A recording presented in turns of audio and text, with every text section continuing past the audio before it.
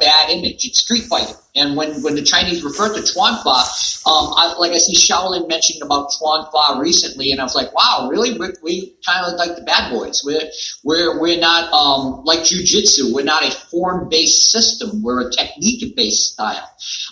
Again, there are Kenpo is the law of the fist. There are laws of motion and action and movement that are governed and guidelined through the various techniques in those particular systems. Right. Again, I was just watching a Wing Chun master thing from Master Wong, and he's showing a women's self-defense thing, and he showed the technique that the woman did against the front two hand choke, and I was like, and I wrote, wow, that's a great Kenpo technique. Right. And people say, well, what makes it a Kenpo technique? And a lot of people don't know the laws of motion. They don't know the laws of Kenpo, so therefore they can't differentiate a Kenpo technique from a karate technique. So, Joe, before we keep going on, when we talk about laws of motion, we're talking about physics, the motion of physics. I mean, we don't defer from it. We try to teach it because it is the action of movement, kinesiology, the action of the body and how it moves. Is that not being taught in schools? What do you think is getting missed? Is it because the action of the laws aren't being taught? It really differs. I had the honor and privilege and pleasure of working with Ed Parker from 1983 till his death in 1990. Right. He gave me the whys and wherefores. He gave out the laws of motion. He gave out the science of Kenpo. Now, depending who you talk to, some of the earlier people that trained with him when he was just Ed, they weren't privy to that at that time. And when Mr. Parker started incorporating that, they felt he was complicating Kenpo rather than sophisticating it. Ed Parker had a great phrase. He said, sophistication is nothing more than simplicity compounded. And it's those theories. Okay. There's a great phrase that I use all the time in teaching Kenpo and other martial arts as well. For every rule, actually we use the fingers of the hand. Right. 5. For every rule, theory, concept, principle, or definition, there is an opposite and a reverse. That's right. So that's a keystone in understanding the laws of motion, the laws of Kenpo. Now, Kenpo in and of itself has unique elements in regards to it that make something identified as Kenpo. For example, let's take a couple of them, shall we? One of the ones I always mention is the button and the lever. What does that mean? The button in this case is our elbow or our knee, and the hinge-like motion. Again, if I strike upward with an elbow and come down with a hammer fist. Mm-hmm. If I strike out with an elbow and come out with a chop or a hammer fist, and again, it's either a closed fist or an open hand. Yeah. A closed fist in Chinese is referred to as the iron fist techniques. Mm-hmm. An open hand strike is referred to as the poison hand strikes. Mm-hmm. But in regards to that, again, if you see it, like I said, I saw a technique today where a young lady, person came in with a front two-hand choke. She did an overhead inward elbow, did a hammer fist to the groin, did an outward elbow, and left. Welcome to Kenpo. Yeah, welcome to Kenpo. It's so true. And this is one, and it's another element is the understanding of what's known as the pendulum. And I do a whole dissertation on this. If you go on YouTube, look up Hwanba, Korea's Kenpo legacy. And I do a whole series on the pendulum techniques. And a pendulum technique is if I do a block and I do a rolling hammer fist and do a rolling back knuckle. If I do a block and I do a thrusting uppercut action, outward elbow hammer fist. Or I do a thrusting back knuckle rolling into a hammer fist. Or I work, again, up, down the circle, or hammer fist, elbow, up the circle. These pendulum motions are one of the keystones of what constitutes Kenpo. Right. We always like to stay, and we stay inside that geometric shape of the circle, the square. It's what it's called angles making lines and lines making angles. That's where it's at. Well, you can see it partially behind me, part of the universal pattern behind me. And, understanding those geometric shapes, understanding how they apply in regards to your Kenpo. For instance, here's another example we talked about in what's known as the rearrangement pattern. Okay. In American Kenpo, we have a technique called striking serpent's hinge.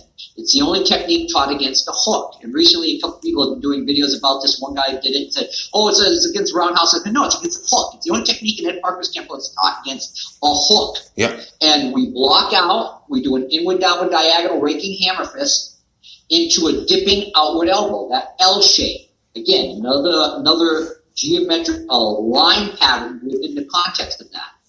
David German taught a technique called circle of fire, where he would block out, actually a side fire. He would block out, hammer fist to nose, roll downward into a hammer fist to the groin, and then stop the person's forward momentum with an outward elbow.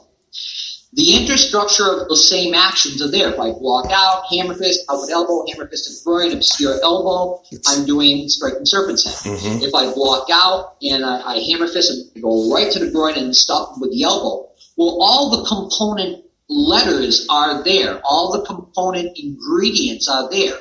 It's just a rearrangement factor. Now, what do I mean by that when I say that? Well, then if I'm working with you and I go, okay, spell going to the store. Right. Spell. Going to the store. Spell it for me. T-O. It's T-O. That's it. Yeah. T-O. Right. Now, you and I are going to the store, so I'm going and you are too. Two. Now, what was that? T-W-O. No, W-T-O. Oh, right. Okay. I'm going to. T-O. Are you the guy with those memes you can't spell it right and need to spell check? Yeah. That's me. When we get to the store, I want to buy some Sunkist orange soda, Florida placement, and you say, hey, I got no beer here, so I want to get a soda too, right? That'd be T-O-O. T-O-O. So we buy 2 sodas. How many? Now, how do you spell that? T-W-O. Right, T-W-O. That's T-W-O. But now, we walk by our Spanish friend, and I see my buddy Juan, and I go, mira, buenas tardes, ¿cómo estás? Hey, ¿eres tú? Eres tú. In that case, with Spanish, we spell that T-U, and also in French. Okay. But each instance, the key ingredient is the term "tu." Phonetically, is still pronounced the same way. Right. So when we look at various Kempo techniques, we look for the similarity. We look for, Mr. Parker would always talk about pronouncing a move and breaking it down by syllables. He had a great story he told one time when he was teaching Blake Edwards, a famous film director. And for those of you who don't know, he's married to Julie Andrews. And by the way, if you get a chance to, check out Aquaman. That big, horrible, hideous monster at the end of the movie, the Aquaman's got a face. Yeah. Is voiced by Julie Andrews. Wow. I have to see the movie yet. I haven't seen the movie yet, but I hear it's good. Great fight scenes, great trident work and staff work. It's awesome stuff. But anyway, he's there, and he tells a story about how she says, Edmund, would you like a sandwich? And he was like, oh, that'd be great. He's sitting out in the veranda, their beautiful home in Beverly Hills, and he realizes Maria from The Sound of Music is making me a sandwich. Mary Poppins is making me a sandwich. That's awesome. So he said, if I can ask you a question, when I hear you sing songs like Supercalifragilisticexpialidocious, it's amazing how I can hear every single syllable. Yeah. And she said, when I was studying in England with my voice teacher, he would force me to enunciate and pronounce every single syllable as I sang. Well, we do the same thing in Kempo. We want to pronounce everything, each individual move. We don't want to mumble motion. No. So that's an important key in regards to Kempo as well, learning how to pronounce these various movements. So when we look at them, go ahead, please. No, so, when we get into that little fine point about understanding every motion and understanding where you are in the motion, it's a slow process to teach, and it's probably even a slower process to learn. And I've seen schools try to run right over the process and get right into the physicality of it, and they're missing all those components about the movement and the science of the pronunciation of the action. Well, you have to realize that simply said, a lot of the Grandmaster of those systems are dead. Yeah. And have been dead for quite a while. And unfortunately, as we deviate from the source, or the further away we are from the source, the less information those individuals have. I see this happen all the time, where I watch videos on YouTube and different sources, I watch different things, and I'm not God's gift to Kempo, and I'm not the Kempo cop, but I do sit there and say, hey, why do you do that? Or where do you, and Ed Parker, here's one thing that made Ed Parker a genius. Ed Parker would not tell you were wrong. Right, you're right. What he would do, he would ask you. He would say, why are you doing it that way? And then he would look at it, and he'd look at it from the logical understanding of that motion. And he would, and sometimes he would look at, well, why you can't, that for you as a person, like I'm 6 feet tall. You're taller than me. Yeah. And we're big guys. I've lost I don't have the Kempo gut anymore. Right. You lost your weight. Congratulations. Huh? Congratulations. Yeah, I lost 85 pounds. Yeah. At one point I was 285 pounds at my worst. And I got diagnosed with type 2 diabetes and went through all the horrible symptoms. And I was like, and I had one of my instructors, Frank Trejo, go through hell and lose limbs. And go and I just looked at him and told him, Frank, I love you dearly, but it's a club I don't want to be a member of. Yeah. So I changed my lifestyle. I worked out more and I lost weight. It's that simple. And it really can be that simple. I know we're going off on tangent land here. But the key ingredient here is that as the generations go on, Ed Parker died in 1990. Yeah. It's 2019. Yeah. And other instructors like George Passari, Nick Serio, Daniel Pye. I include him for his Buckling Pie White Lotus Tempo system for the Buckling Pie people. Adriano Imperato, Cjo Victor Gascon from Kazempo Boshin Jitsu. Frank Trejo. I go down. I look at the line, and half my instructors are gone.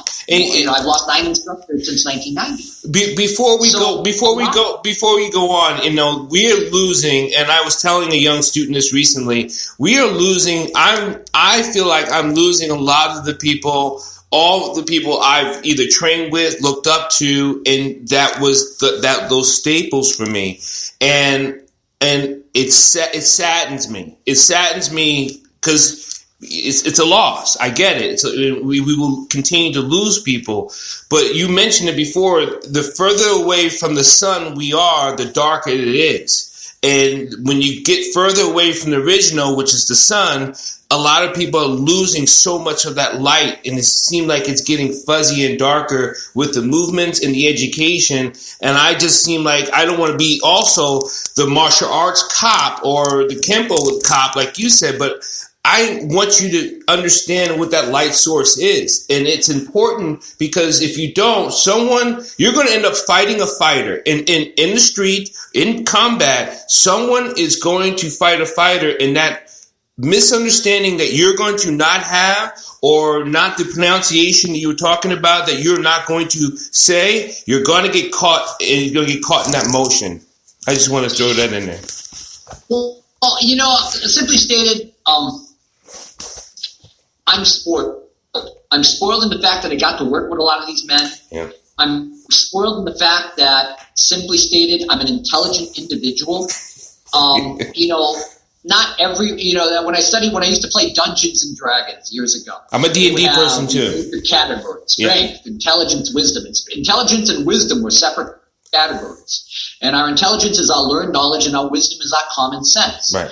And, not everyone has the same level of intelligence. Some people do martial arts, why? They can't do anything else. That's all. And, not everybody has a college education and 2 degrees and from, Brigham Young University like Ed Parker did. Some people have 6th to 8th grade education. Professor Chow was not a very educated man, but he had a gift for understanding techniques and the way the body worked in motion. And he simplified it because of the arts he learned and the different influences that affected him. We have to understand as martial artists, and specifically as Kempoists, that Kempo evolves. Yes. That various individuals, as they study their various diversified martial arts, add to the well of knowledge. We evolve as martial artists. Even many of the Koshu Kempo people I watch doing Matosi's system aren't doing Matosi's system. Not anymore. They've evolved with it. They've grown with it. The people who are doing Ed Parker's Kempo, 30, 40 years ago have evolved and gone into their own. And in sometimes, playing Bruce Lee and stripping away the unessential, which sometimes simply going, I didn't like that technique, and sometimes knowing the reason why, and sometimes not knowing the reason why. I tell a great story. I was with a particular gentleman, and one of his students was going over the advanced form of Kempo, and I was like, I played Arthur Fonzarelli. Well, actually, I didn't play Arthur because the Fonz couldn't say the word wrong. He could never admit being wrong. Yeah. Remember Winkle in the Wonderful World. I'm watching him do the form, and I'm going, "You're doing it wrong." He says, "What do you mean? You're doing it wrong?" Well, that's what my instructor taught. So I look over at his instructor. He says, "Yeah, I've been doing this form for X number of years, and I've always asked about this question and about that movement in the form, and nobody could ever give me an answer or explain about it." And I was like, well, since you asked, and I give him the answer to the question. Right. Detail. Yeah. And he looks at me, and he realizes for the first time in years and years, someone's actually given him the correct and proper answer to the question. His response, well, we'll just keep doing it the way I teach it. Oh, my God. At that point... Yeah. Did you walk out? No. Why? He's a good martial artist. He just chose to change that particular form. And if I see a person who do different, I'm going to go, oh, you studied with such and such. Why? Because you do that form that way. That way. This morning I put out a video that Merlin Osmond put out from Europe, and he put out the original Form 5. Now, the original Form 5 did not work in the short one, long one, short two, long two format. So their original Form 5 is basically long Form 3 in Mr. Parker and the Tracy system, etc. So when you watch, you go, well, that's not Form 5. In Europe, that's Form 5. Right. Because they do it in a numerical number. 1, 2, 3, 4, 5. There's no differentiation between short and long forms. But if you don't know that, you're going to sit there and say, oh, my God, that form's wrong, da-da-da-da. But it's not. And to watch their orientation, how it was taught from the wonderful legacy of the man who used to be called Battle Axe, John McSweeney, and you look at that legacy. So it's our ability to understand that and know that. And if we don't, we live in blissful ignorance. And, I was getting back to that story, and I'm saying there's vincible ignorance and there's invincible ignorance. Yeah. Vincible ignorance is you don't know something, someone gives you the answer to proper education, and you are now educated. So that's vincible ignorance. You are no longer ignorant. Right. Invincible ignorance is when someone tells you something, explains it to you, and you decide you're still going to do whatever way you're going to do it because that's the way you've done it before, and it's good enough for you, and that's it. What do you do with that? Well, you do what you do. Damn it. I had it plugged in. What's going on? Battery. I think Kempo Joe, Grandmaster Joe, is he's talking on his phone through his phone camera. So we were talking before earlier when we talk. He's using his phone, so he's probably got to plug it in. But when we talking about the science of Kempo and the evolution of Kempo, I want to add this piece in until Kempo Joe gets back. Is that understanding even the action of every action is a process that takes intentional practice in it. And if you don't practice that intention, even if you get down the line in doing an action, even your cross chop of that action, if you don't understand this access, the point of access or the motion of the strike, even because if it's coming to a round and you don't understand the circle of motion or even through the shoulder action, and you're not able to hit that at the plane you're supposed to or coming down at the plane you're supposed to, even if you meet it coming up, you're able to hit that and know exactly what that body part is going to do. And if you don't practice this, between this, even between this, in all the blocks, right? The circle of hook block, coming and outward action, coming in, coming an inward action, coming a downward action, coming an upward action. those principles apply the dynamics of movement in the block and in the strike of martial arts and Kempo and the science of Kempo and the science of martial sciences. Because if you're just constantly doing the one way, you're never going to be able to understand the influence of if you come an outward way and how to trigger another reaction for continuous action. So we want you, and that's why I wanted to get Grandmaster Joe Rebelo on the line, because we were talking about science, and we talk about the science often, especially when we talk, because it's about movement. It's about the education of movement. And I just think so many things get missed in that movement. So I constantly keep trying to create that conversation on understanding the movement. And then we haven't gotten into the body mechanics of dropping your weight into it, right? Or not just dropping your shoulder or dropping the arm weight. You know, like Grandmaster Rebelo said, I'm a big guy. I'm 6'3" and change and 200 blah, blah, blah plus. But if you don't know how to drop your weight, right, into the body, and the weight comes from, of course, from sitting down. But if you don't know how to drop your weight into an action coming down into that action, then you're just hitting it with your hand. And you can talk to any great martial artist, and I have so many great brothers and sisters out there that will help you understand that the body mechanics, the motion of science, the influence of science, and then it can get into the intentional of the science, the intentional of the art. You can be listening to this on the podcast later on the American Martial Arts Masters Radio Network, or you can listen to it live here on Facebook or another recording. But I hope you take some of this information and you write it down. You write that information down and ask those questions. Ask your teachers, well, why do you do it this way? And what's the outcome? Because I heard Grandmaster Dyer talking with Grandmaster Rebelo about it's done this way, it's not done this way, and the reason. Ask your teachers those questions, because if you don't, then you're not taking anything out of it. And that's what we want you to do in the science of martial arts, because there's so much it can do. It is such a beautiful, beautiful way of compassion that you can put into the living sciences. And it's not just the striking, it's mental motion, it's physical motion, it's spiritual motion, it's breath intent, it's balance construction, it's balance movement, it's moving energies throughout the body, the blood flow. I was talking to this earlier in one of my segments when we were talking about energy flow in the spine.